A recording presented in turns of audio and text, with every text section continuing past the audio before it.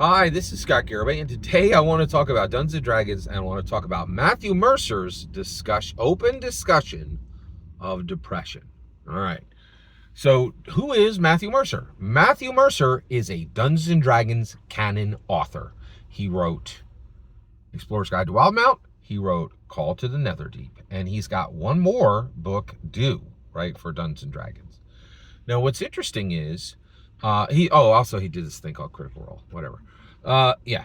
So Matthew Mercer truly has changed the entire face of dungeon mastering for Dungeons and Dragons fantasy RP, for Dungeons and Dragons fantasy, for OSR fantasy, and for indie fantasy.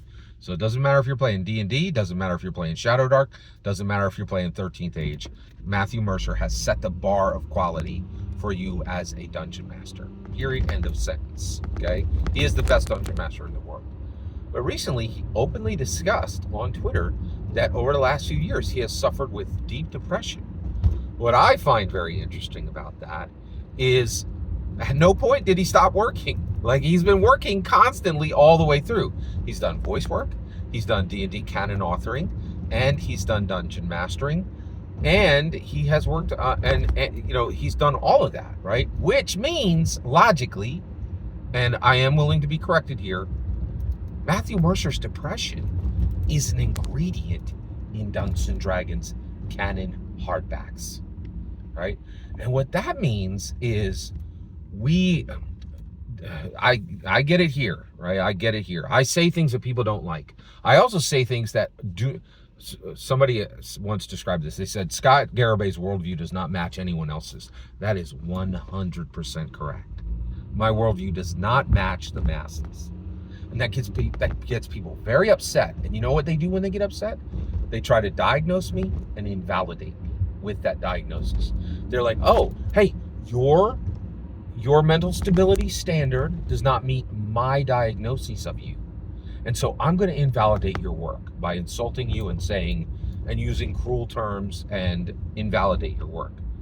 But I think Matthew Mercer's transparency on, so what was he, right? Like, so I think people have said some really cruel things about me online, and I understand that because I speak publicly, right? So like, people roll up on shell accounts, with a bunch of cowardice and little intelligence, and just like, spew out whatever mean thing they want to, right? And so one of the things people have said is they'll say, oh, hey, because you said something that I don't believe, you're mentally unstable, right? So what is the correct term for saying that, that he is depressed, right? I think we're talking about his mental state here. I think that in distinct periods, he did not have mental stability. He had mental imbalance, right? He was just a little off, right? He didn't fall off the tightrope. He was just imbalanced. He was wobbling, right?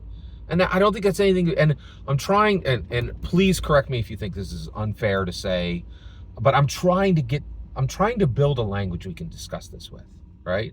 I've been doing commentary for 9 years. I can tell you right now, right, that on some days my mental stability is rock solid, right? On some days I'm teetering to the right or I'm teetering to the left.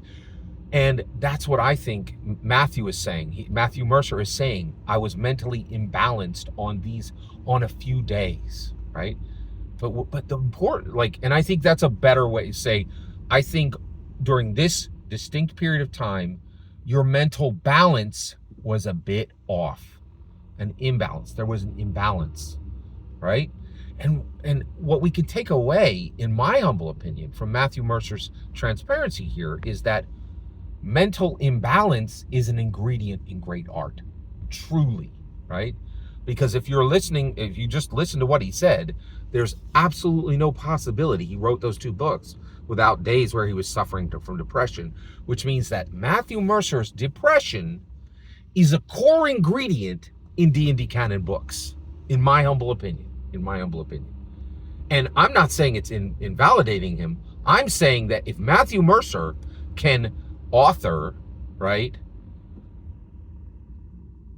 Call to the Netherdeep and Explorer's Guide to Wildmount, two of the best D&D canon books that have ever been written, then mental imbalance does not invalidate anyone from commentary or creation, right? In fact, it's a core ingredient. That's the kicker, right? Because the reality is, I'll bet there's some people out there just really stable, like mentally stable all the time. They never teeter to the right, they never teeter to the left.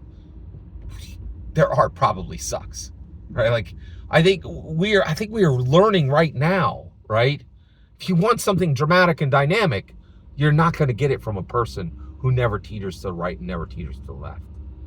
I am saying, it is my humble opinion, that Matthew Mercer's depression, his mental imbalance on a few distinct days, teetering to the right, teetering to the left, not mentally unstable, not anything that should disqualify him from creation or commentary, right?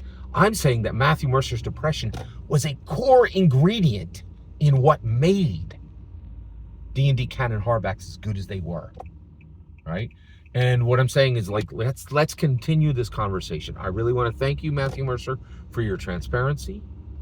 And I want to shut down anyone here and anyone on any other channel. If you want to diagnose somebody and try to disqualify them from commentary or creation because they teeter to the right or they teeter to the left with their mental stability on a select number of days, you can go kick rocks. And I think Matthew Mercer's transparency is strong evidence that you should kick rocks. Every single word you just heard is my humble opinion. The important part is when I hear your humble opinion. When you get in the comments and send your traffic. Please consider liking, subscribing, and have a wonderful millennium.